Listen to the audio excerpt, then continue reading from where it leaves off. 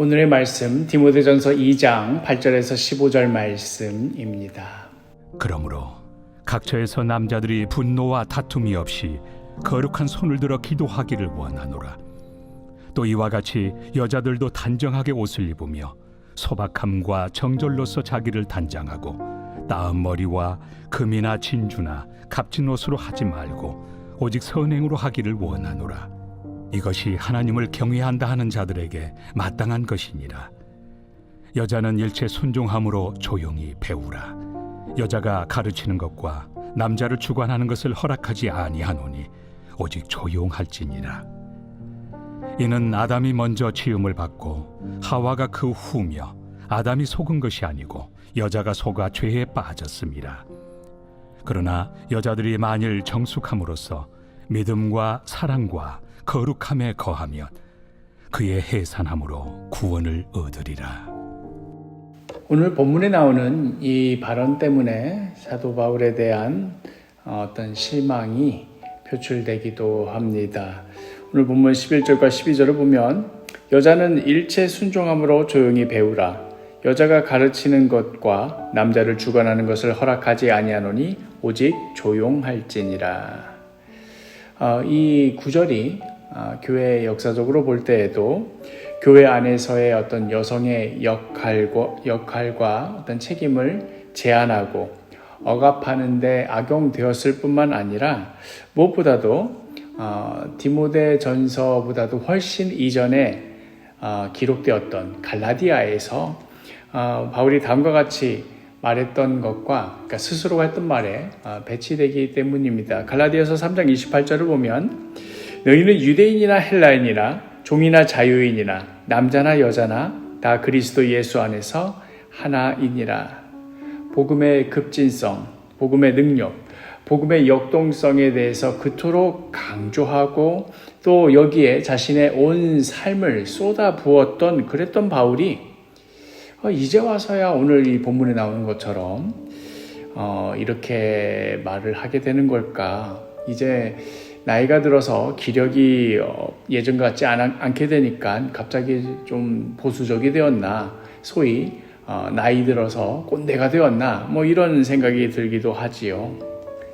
그러나 디모데전서는 먼저는 바울이 목회 현장에서 고전하고 있는 디모데에게 여러 긴급한 상황에 대한 처방을 하고 있는 그런 편지라는 것을 좀 염두에 두어야 합니다. 오늘의 이 여성에 관한 이 본문은 에베소 교회 안에서의 어떤 비상식적인 상황에 대한 바울의 응급 처방으로 이해하시는 것이 좋습니다.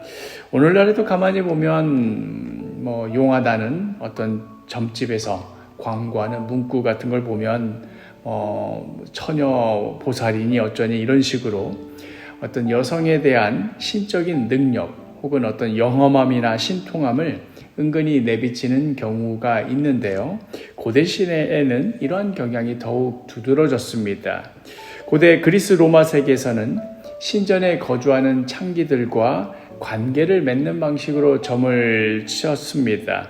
이렇게 어떤 미신적이고 신비주의적인 분위기의 어떤 고대 종교 가운데 여성성이 가장 부각되었던 그런 여신 중 하나가 바로 아르테미스입니다.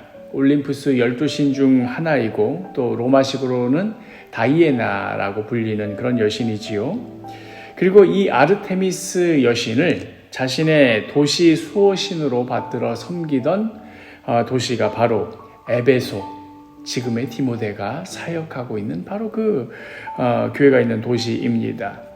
사도행전에서도 에베소에서 이 여신 숭배가 얼마나 광적으로 성행했는지 잘 나타나지 않습니까? 사도행전 19장 34절을 보면 그들은 그가 유대인인 줄 알고 다 한 소리로 외쳐 이르되 크도다 에베소 사람의 아데미여 하기를 2시간이나 하더니 하면서 이 성경에 아데미로 번역된 이 여신이 바로 처녀성과 다산성을 상징하는 아르테미스 여신입니다.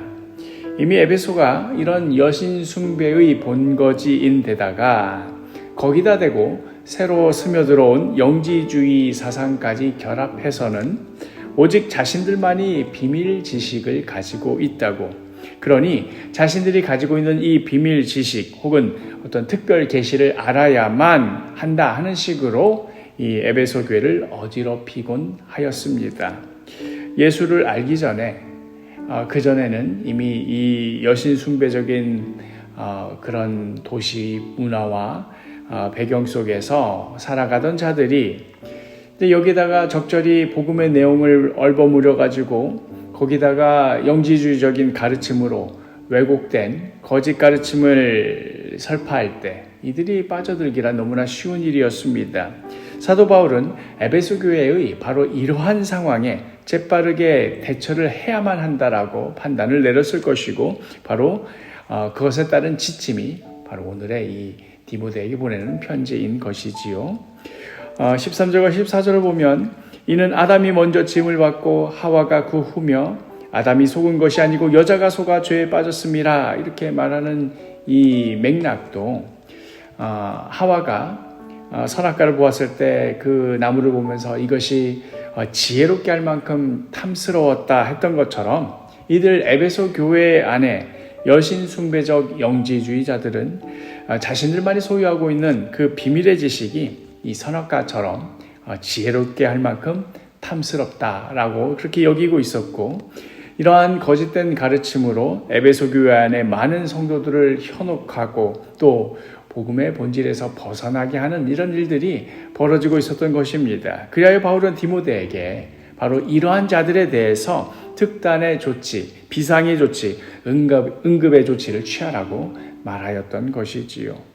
이러한 상황에 왜 바울은 지금 남자나 여자나 그리스도 안에서 하나라고 갈라디아에서 말했던 그 가르침을 말하지 않느냐 따지는 것은 지금 상황에 지금 맞지 않는 것을 가지고 질문을 던지는 것이라 할 수 있겠습니다. 예를 들어서 비폭력에 대해서 가르치고 강조하던 부모라고 하더라도 그 자기 자식이 물에 빠져서 허우적댈 때 그때 무슨 체면 차리고 신사적으로 다가가서 자녀를 구하고 이러는 것이 아니라 그것이 설사 머리카락이라 할지라도 그냥 잡히는 대로 뭐든 잡아서 그 자녀를 일단은 물에서 끄집어내는 것이 중요한 것 아니겠습니까? 그런 맥락 가운데 오늘의 이 디모데전서에 여성에 관한 그 본문이 있었다라는 것을 우리가 이해해야 할 것입니다. 그런데 불행히도 오늘의 이 본문은 이런 맥락과 역사적 정황을 고려하지 않은 채 그저 문자적으로만 받아들여져서 여성들은 교회에서 가르쳐서는 안 되는 것처럼, 그렇게 교회 안에서의 어떤 지도자의 역할을 맡을 수 없는 것처럼 오랜 시간 동안 악용되어 왔습니다. 사도 바울이 다른 서신서에서 베베나, 브리스길라나, 유니아와 같은 교회 안의 여러 사역자들에 대해서도 여러 번이나 언급하였음에도 불구하고 이러한 본문에 대해서는 오늘의 본문과 같은 동일한 수준의 강조가 충분히 이루어지지 않았습니다. 이러한 분위기가 또 우리나라로 들어와서 한국 전통의 어떤 여성관과 교묘하게 결합해서는 아직도 한국의 여느 교회에서 어떤 행사가 있다고 할 때 여성들은 보통 이제 여전도에 속한 사람들은 식당 들어가서 음식하는 것으로 주력하게 되고, 교회 안에 여러 중요한 심사나 결정하는 것에 있어서는 주로 남자들에 의해서 이루어지는 그런 안타까운 일들이 벌어지고 있습니다. 정말로 감사한 것은 우리 사도교회 식당 그 주방에 들락날락 하는 데 있어서 여자나 남자나 할 것 없이 다들 열심히 섬기고 있다 하는 것을 생각해 볼 때 얼마나 감사한 일인가 하는 생각이 듭니다. 복음은 우리 삶의 모습을 바꿉니다. 말씀을 매일 묵상하고 또 깊이 묵상하고 또 그 말씀에 담긴 복음의 참 의미와 진정한 가치를 우리 삶으로 드러내면서 살아가기를 소망합니다. 이러한 우리 사도교회 성도 한 사람 한 사람 되기를 간절히 축복합니다.